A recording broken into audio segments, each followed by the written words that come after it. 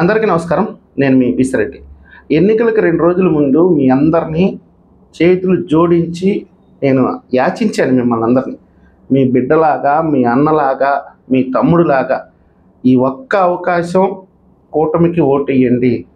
మన భవిష్యత్తు మారాలంటే, మన బిడ్డల భవిష్యత్తు బాగుండాలంటే, ఈ రాష్ట్ర భవిష్యత్తు బాగుండాలంటే కూటమి పార్టీలకు ఓటేయండి అని విజ్ఞప్తి చేసినాను. చాలామంది చూసుంటారు, నా ఏడుపు చూడలేక ఓటు కూడా వేసుంటారు. మళ్ళీ నేను మిమ్మల్ని ఒక న్యాయం అడుగుతున్నా, ఒక ధర్మం అడుగుతున్నా, మీ అభిప్రాయం అడుగుతున్నా. ఎవరైనా సరే మీది ఏ ఊరు అంటారు, మాది పలానా ఊరు అని చెప్తారు అనుకోండి. మీది ఏ ఏరియా అంటారు, అదిగో పలాని ఏరియా అన్నారనుకోండి. మీ ఏరియాలో వ్యభిచారం బాగా జరుగుతుందంట కదా అన్నారనుకోండి. ఏం చేస్తారు మీరు? చీము నెత్తురు ఉంటే, ఒక తల్లి కడుపున నీతిగా నిజాయితీగా పుట్టుంటే చెప్పు తీసుకొని కొడతారు. ఎందుకని కొడతారు? ఆ వీధిలోనే మీ అమ్మ ఉంటుంది, మీ చెల్లెలు ఉంటుంది, మీ అక్క ఉంటుంది, మీ చిన్నమ్మ వాళ్ళు ఉంటారు, మీ చిన్నమ్మ వాళ్ళ కూతుర్లు ఉంటారు, నీ కోడలు ఉంటుంది. అందుకే చెప్పు తీసుకొని కొడతారు.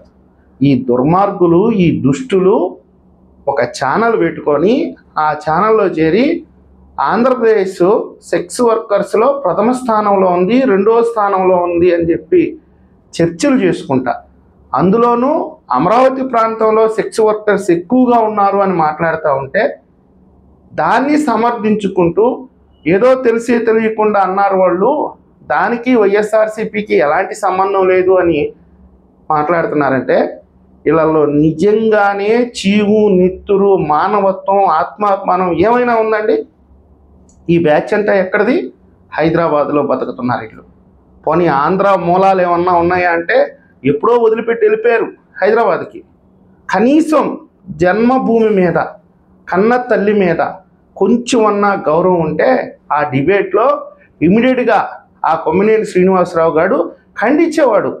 ఇది తప్పురా, ఈ సర్వే ఎవడిచ్చాడు, ఇది ఎక్కడి సర్వే, నాకు కేంద్ర ప్రభుత్వం చూపిస్తేనో, రాష్ట్ర ప్రభుత్వం చూపిస్తేనో, లేకపోతే వరల్డ్ హెల్త్ ఆర్గనైజేషన్ ఇస్తేనో దాన్ని నేను నమ్మతాను. కానీ ఏదో ఒక తొక్కలో న్యూస్ పేపర్లో ఆర్టికల్ వస్తే దాన్ని పట్టుకొని నువ్వెట్టా మాట్లాడతావురా బుద్ధి లేని ఎదవా అని చెప్పి చెప్పు తీసుకొని కొట్టి మెడబెట్టి బయటికి నెట్టేసేవాడు.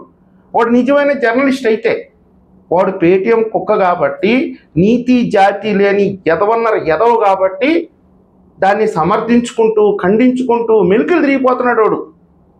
ఎంత నీచానికి ఒడిగడుతున్నారో, ఏ విధంగా ప్రచారం చేయదలుచుకుంటున్నారో, ఏ విధంగా ఆంధ్రప్రదేశ్ మీద బురద చల్లడానికి ప్రయత్నిస్తున్నారో, ఈ వైఎస్ఆర్సీపీ బ్యాచ్ ఎంత దుర్మార్గానికి, ఎంత దారుణానికి ఒడిగట్టడానికి ప్రయత్నిస్తున్నారో మీరే ఆత్మ పరిశీలన చేసుకోండి. వాళ్ళు పెద్ద ఎత్తుగడే వేశారు. వాళ్ళు ఏదో ఆషామాషిగా కాదు ఆ ఛానల్లో మాట్లాడింది.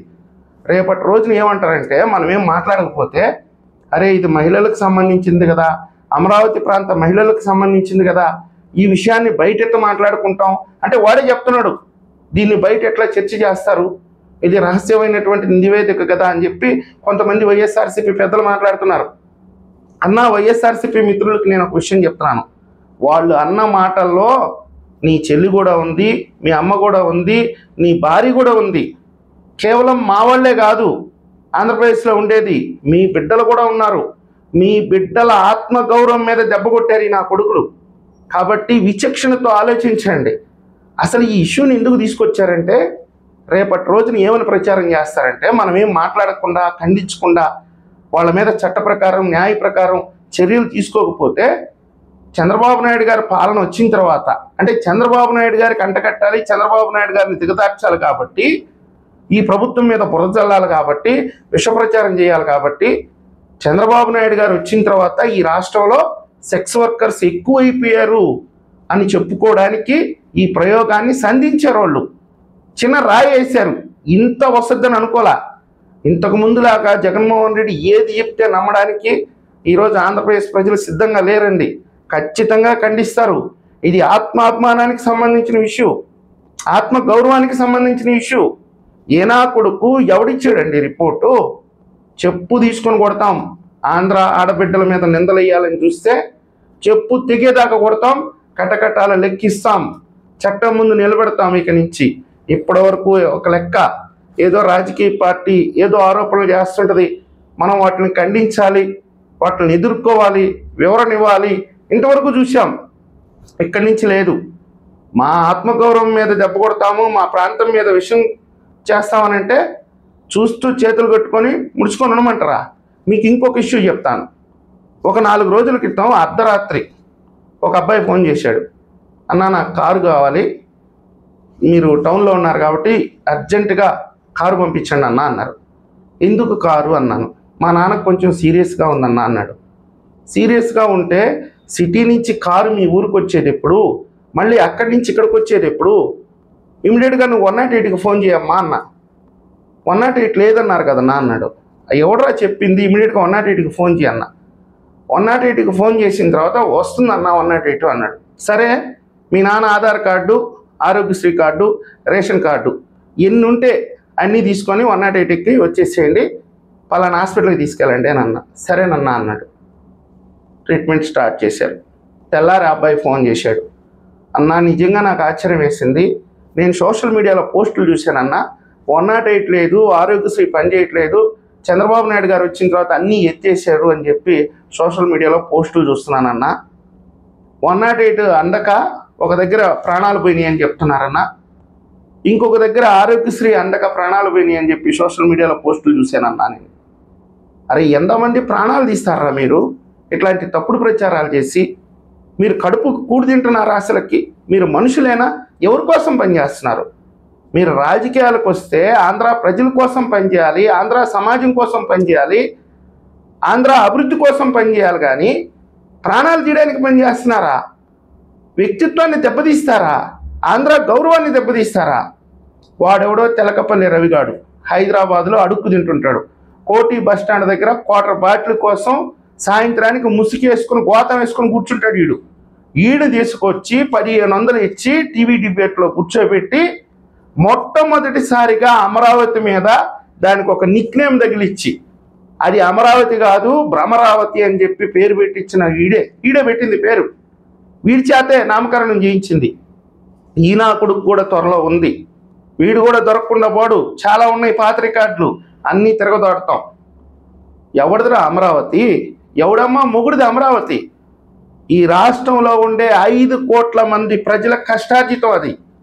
మీరు ఒక కులం మీద ముద్ర వేస్తున్నారు, అది కమ్మ సామాజిక వర్గానికి చెందింది అని అంటున్నారు. మరి మీ పార్టీలో కమ్మ సామాజిక వర్గం వ్యక్తులు ఎందుకున్నారా? మీరు ఒక నోటీస్ ఇవ్వచ్చు కదా, కమ్మ సామాజిక వర్గానికి చెందినటువంటి ఎవరు కూడా మా పార్టీలో ఉండకూడదు, బహిష్కరిస్తున్నామని బయటకు పంపించేసేయచ్చు కదా. అదే కమ్మ సామాజిక వర్గాన్ని అడ్డం పెట్టుకునే కదా మీరు నీచమైన భాషలు మాట్లాడిచ్చింది. ఈరోజు వాళ్ళు ఊచలు లెక్క పెడుతున్నారు. కనీసం మాట్లాడేదానికి చేసేదానికి ఏదన్నా పొంతనుందా?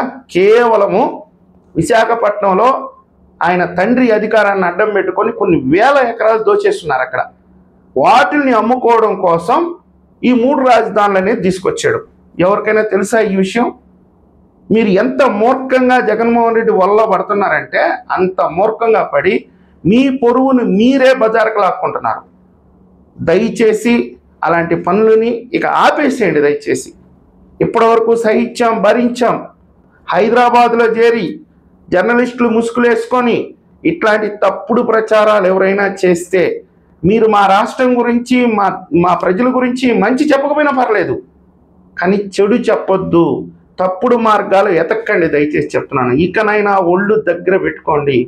ఈ కొమ్మినేని గాడు బతికేది హైదరాబాద్లో, కనీసం ఆంధ్రాలో వీడికి 1/2 సెంటు భూమి లేదు. భూమి లేకపోయినా పర్లేదు, ఆధార్ కార్డు లేదు, ఓటు లేదు, ఏమీ లేదు. 12 సంవత్సరాలుగా వీడు చేసే పని ఆంధ్రాలో ఉండే చంద్రబాబు నాయుడు గారి ప్రభుత్వాన్ని, ఆంధ్ర సమాజాన్ని బస్టు పెట్టించడమే వీడు చేసే వికృత క్రీడ ఇది. ఇట్లాంటి చెత్త నా కొడుకులను ఏం చేయాలో మీరే చెప్పండి. చాలామంది ఉన్నారండి జర్నలిస్టులు ముసుగులో చేరి ప్రభుత్వం మీద తప్పుడు కథనాలు, తప్పుడు వార్తలు, వాళ్ళ కంటెంట్ కోసం, వాళ్ళకి డబ్బుల కోసం. ఇకనైనా నిజాయితీగా ఆత్మగౌరవంతో బతకడానికి ప్రయత్నించండి. ప్రభుత్వం తప్పు చేసిందా లేదా ప్రజలకు ఏమన్నా డిమాండ్స్ ఉన్నాయా ఖచ్చితంగా ప్రభుత్వం దృష్టికి తీసుకురండి. మా వంతుగా మేము కూడా మీ తరపున పోరాడడానికి సిద్ధంగా ఉన్నాం. అది చట్టబద్ధత ఉంటే, న్యాయబద్ధత ఉంటే, వాళ్ళకి హక్కు ఉంటే మీరు నీతిగా నిజాయితీగా ప్రభుత్వం దృష్టికి తీసుకురండి.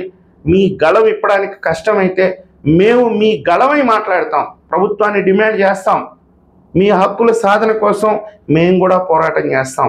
ఇలాంటి అద్భుతమైన కాంబినేషన్ చంద్రబాబు నాయుడు గారు, పవన్ కళ్యాణ్ గారు, నారా లోకేష్ గారు, ఇలాంటి అద్భుతమైనటువంటి కాంబినేషన్ ఆంధ్రప్రదేశ్ చరిత్రలో మరొక్కసారి రాదు.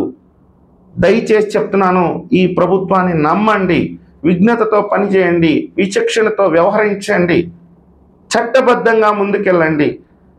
అంతేగాని ఈ తప్పుడు నా కొడుకులు చేసేటటువంటి విష ప్రచారాన్ని మీరు నమ్మారంటే మీ జీవితాలను మీరు నాశనం చేసుకుంటారు.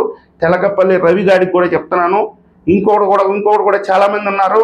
ఆంధ్ర సంకర జాతి కుక్కలు హైదరాబాద్లో దాంకొని ఇక్కడ విష ప్రచారం చేసే వాళ్ళకి ప్రతి ఒక్కరికి చెప్తున్నా, ఒళ్ళు దగ్గర పెట్టుకొని ప్రవర్తించండి. ఇక నుంచి ఈ వీడియో మీకు నచ్చినట్లయితే లైక్ చేయండి, సబ్స్క్రైబ్ చేయండి.